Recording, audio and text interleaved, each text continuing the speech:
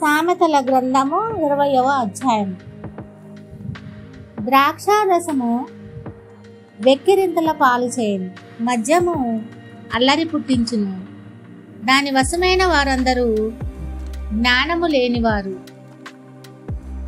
రాజు వలని భయము సింహగర్జన వంటిది. రాజు నాకు క్రోధము పుట్టించువారు తమకు ప్రాణమోసము తెచ్చుకొందురు. కలహం నాకు దూరముగా నుండుట నరులకు ఘనత. మూర్ఖుడైన ప్రతి వాడును కోరునే కోరును.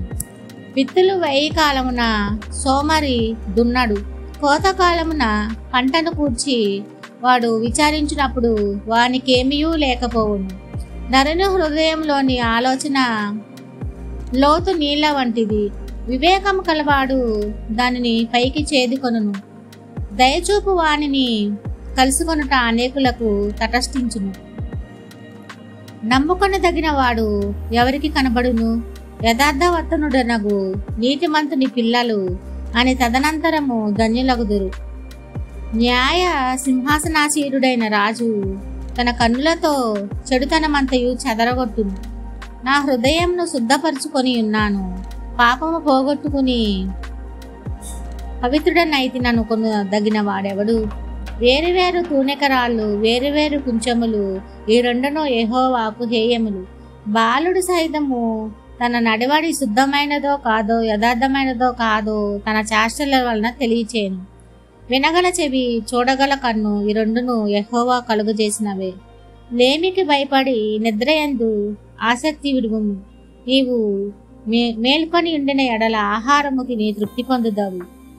కొనువాడు జబ్బుదని అనును, అవతలకి వెళ్ళి దాన్ని మెచ్చుకొనును. బంగారును విస్తారమైన ముత్యములను కలవు. తెలివినుచ్చరించు పెదవులు అమూల్యమైన సొత్తు. అన్యుని కొరకు పూట చేయబడిన వాని వస్త్రమును పుచ్చుకొనుము. పరుల కొరకు వారినే కుదవబెట్టించును. మోసము చేసి తెచ్చుకున్న ఆహారము మనుషులకు బహు ఇంపుగా ఉండును. పిమ్మట వాని నోరు మంటితో నింపబడును. ఉద్దేశములు ఆలోచన చేత స్థిరపరచబడును. వివేకము గల నాయకుడవై యుద్ధము చేయము. కొండెగాడే తిరుగులాడువాడు పరుల గుట్టు బయటపెట్టును. కావున వదరుబోతుల జోలికి పోకుము. తన తండ్రి అయినను తల్లి అయినను దూషించువాని దీపము కారు చీకటిలో ఆరిపోవును.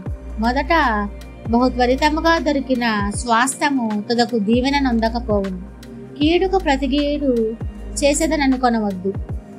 యెహోవా కొరకు కనిపెట్టుకొనుము, ఆయన నిన్ను రక్షించును.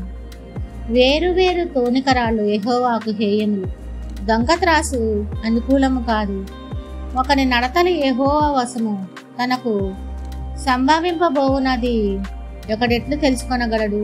వివేచింపక ప్రతిష్ఠితమని చెప్పుటయు, మ్రొక్కుకొనిన తర్వాత దాన్ని గూర్చి విచారించుటయు ఒకనికి ఉరియగును. జ్ఞానము గల రాజు భక్తిహీనులను చెదరగొట్టును, వారి మీద చక్రము దొర్లించును. నరుని ఆత్మ యెహోవా పెట్టిన దీపం, అది అంతరంగములన్నీ శోధించును. కృపా సత్యములు రాజును కాపాడును. కృప వలన అతడు తన సింహాసనమును స్థిరపరచుకొనును. యవ్వనస్తుల బలము వారికి అలంకారము, తలనెరపు వృద్ధులకు సౌందర్యం.